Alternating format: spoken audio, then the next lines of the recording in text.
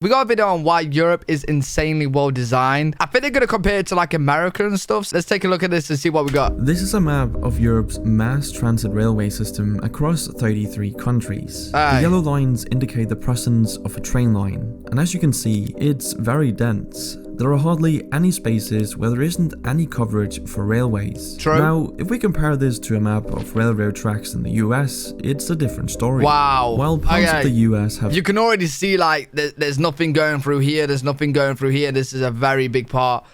This alone would be like 4 countries in Europe. Some good mass transit. There are large areas of the country which isn't covered by Amtrak, the nation's largest passenger railroad service. But let me show you another map, this time of high-speed rail in Europe. Now obviously, high-speed railways aren't going to be as common as regular speed railways as they require excellent design, strict planning, and massive investment. Right, okay. And yet, as we can see, high-speed rail is present in Europe, which is a stark contrast to the US, as you can see from this map.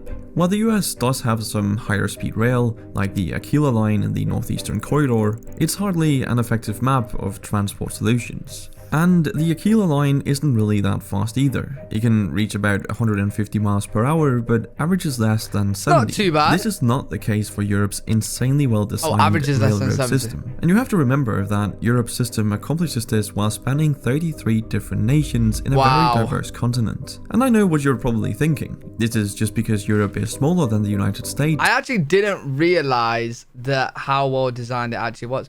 Wait, Europe is smaller than the United States? Wait, the whole of Europe is smaller than the...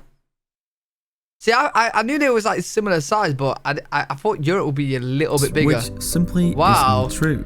While the European Union is smaller than the US... Wait. But that's not the reason why the... Okay. Continental Europe has an area that is about 1.04 times as much as the US. So we can dismiss this argument that the United States can't be that well designed because it's too big. Wait, what does that mean? While because Europe is smaller than the United States, which simply isn't true. Right. While the European Union is smaller than the US. Okay. Continental Europe has an area that is about 1.04 times. What does that mean? Hey, someone in the comments let me know. I'm so stupid. As much as the US. So we can dismiss this argument that the United States can't be that well designed because it's too big.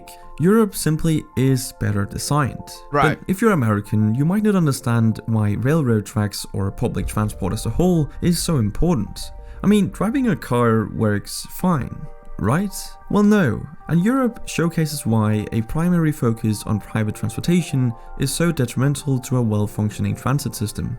Look at these maps. They show the US road network versus the EU's. And as you can see, the EU's road network is not nearly as impressive as the US's. When you look at some of the most congested cities in the world, European countries don't feature particularly prominently in the global rankings. Oh wow. Yeah, but neither does in the world, European countries don't feature particularly neither does the US either.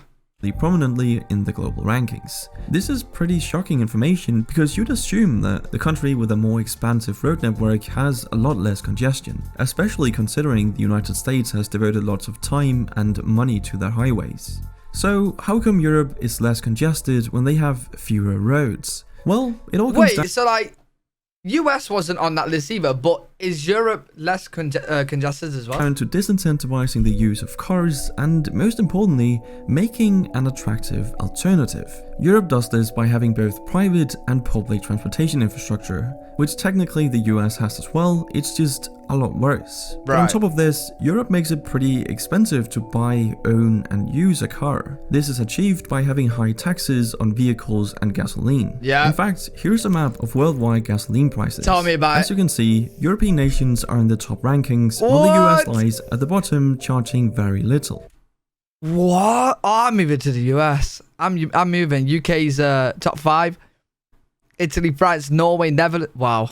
But let me be very clear, it's only a good idea to make it expensive to drive a car if you have an attractive alternative, which America doesn't, but Europe does. True. I mean, obviously this wouldn't work in the US with its current public transportation infrastructure, but in Europe, this is a great strategy because you make the roads less congested for those who actually need them and give everyone else an affordable and efficient alternative, being Europe's amazing public transport like the trains on the railways. This is arguably the better strategy because even though the vast majority of Americans have access to vehicles at around 91% and gas is comparatively cheap, it still leaves 9% who don't have access to vehicles. What are these people who can't afford a car supposed to do? Sometimes public transport isn't even an option. Or like, I've seen a video saying don't rely on public transport, like you just said just now. I've seen a video where they said, if you go to the US, do not rely on public transport.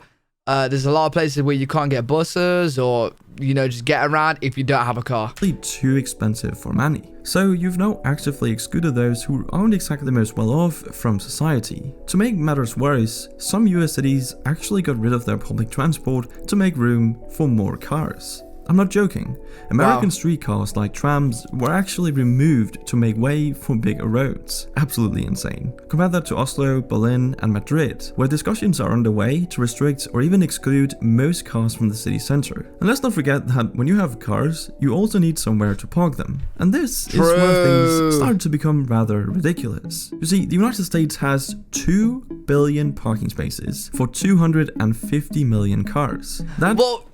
That makes sense because not every car is going to be in a parking space. Do you know what I mean? Like, at the same time. But in that one location, they might all get used at the same time. Does that make sense? That does make sense, right? It's 8 parking spaces per vehicle. Like, for example, you go to a store that everybody wants to go, during these times, right? The parking spaces, you're going to need more than you need because it might get overcrowded at some points. But, a lot of parking spaces isn't going to be used at that also same time because it might be a different kind of place. It might be a nighttime place. It might be an outdoor place. You know what I'm saying? In Europe, it's pretty much a one-to-one with around 250 million public parking spaces for 300 million cars. But to emphasize the no wonder I can't park anywhere! What?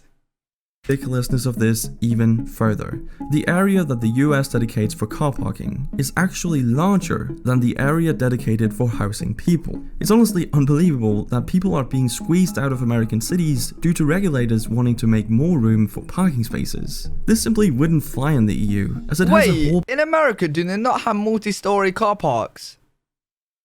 Do they not? That's an easy solution, just... policy dedicated to improving urban planning. See, the EU spent 115 billion euros between 2014 and 2020 to improve city design by making it smarter, greener, and more connected. Simply meaning they allocated funds to make their cities more efficient, more connected, and better for the environment. And better for the environment they really are.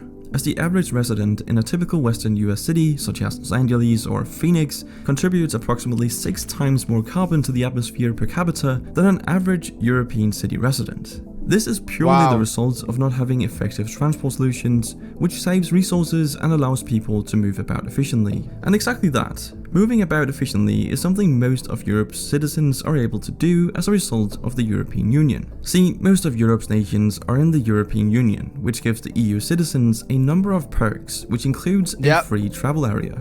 This has been one of the most important achievements of the EU, as it makes... for some weird reason, the citizens of the United Kingdom, England, decided to leave the EU.